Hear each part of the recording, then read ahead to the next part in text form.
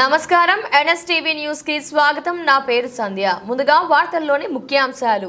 అంబేద్కర్ కోనసీమ జిల్లా పి గన్నవరం మండలం లంకల గన్నవరం కుళాయి నుండి మురుగునీరు వస్తున్న వైనం పట్టించుకొని ఆర్డబ్ల్యూఎస్ అధికారులు మంచినీరు లేక 2 రోజులుగా అలమటిస్తున్న లంక గ్రామాల ప్రజలు. ఇటీవల కురుస్తున్న భారీ వర్షాలకు నదులు పొంగి లంక గ్రామాలకు వరదలు రావడంతో దయనీయంగా మారిన వారి పరిస్థితి. తక్షణమే అధికారులు స్పందించి సురక్షిత మంచినీరు నిత్యావసరాల పంపిణీ చేయాలని కోరుతున్న లంకవాసులు.